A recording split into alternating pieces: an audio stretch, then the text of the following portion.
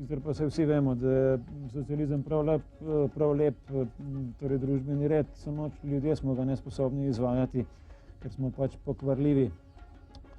Pa še to, ali so letala Havana-Cancun zelo polna. Kolikor vem, se kar lahko dobi prostor, ni posebnega problema, ne pozimi, ne poleti.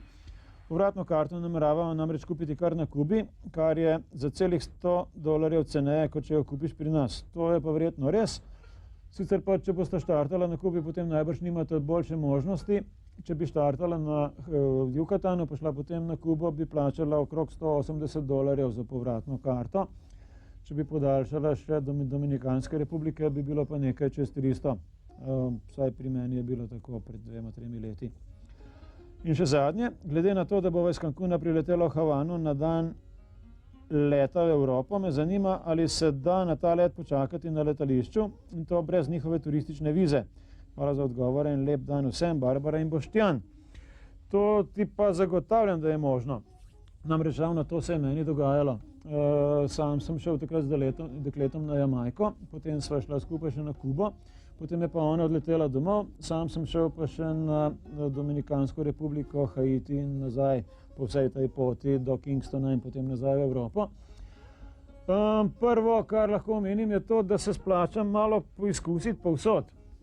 Midva sva poizkusila na Kubi, in sicer v mestu Varadero.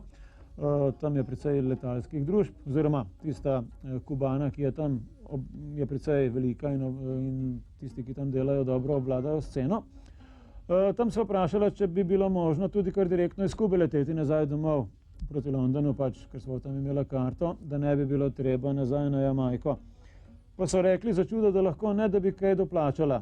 Na kar je potem moja prijateljica imela s seboj karto in tisti možak je nekaj časa brkljal po računalniku, potem je pa kar lepo izdelal karto, nalepil tiste nalepke notri v njeno karto in je imela potem polet preko Bahamskih otokov direktno na London in je prihranila kar nekaj dni s tem, ker ni bilo treba nazaj na Kingston, potem čakati en dan, potem spet nazaj in se je to zelo dobro obneslo.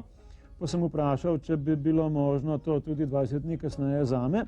Pa je rekel, zakaj pa ne.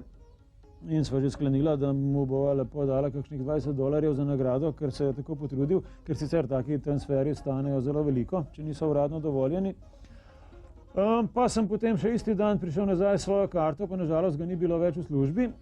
Vprašal sem pa njegovega šefa, pa je rekel, da niti približno ni možno kaj takega in da je to sploh prepovedano napraviti in da bo ta možak kaznovan. No, potem sva nekaj zamutila, da ga malo izvlečeva iz gnoja in sva rekla, da pravzaprav nama še ni izdelal karto, ampak da je samo rekel, da morda bo možno. Nisva pa pokazala tiste karte od moje sopotnice, tako da upam, da ni izgubil službe zaradi naju. Če pa ne bi bilo tistega šefa tam, bi pa verjetno dosti bolj pametno bi bilo, če bi midva naslednji dan prišla, pa bi tudi meni izdelal tako karto kot njej. No, potem sem pač nažalost moral nazaj, no in to sem hotel zdaj povedati. Ko prideš, naprimer iz Dominikanske republike ali pa iz Mehike, lahko čakaš na letališču, ampak ne speš pa v mednarodni prostor tistega letališča. Se pravi, čakati moraš v tistem delu, ki je namenjen poletom. In te bodo izpustili tudi, naprimer, celo do duty free-a mogoče, ampak boš moral zagotoviti, da pač takrat odletiš in da nimaš izstopa iz letališke stavbe. Skratka, to se da. Takole. No, kot rečeno, danes se pogovarjamo o Indiji in danes bo vsaki prišel v studio Smiljan Šiška. Še pred tem bomo pogledali en video spot, še pred njim pa kakšno reklamo.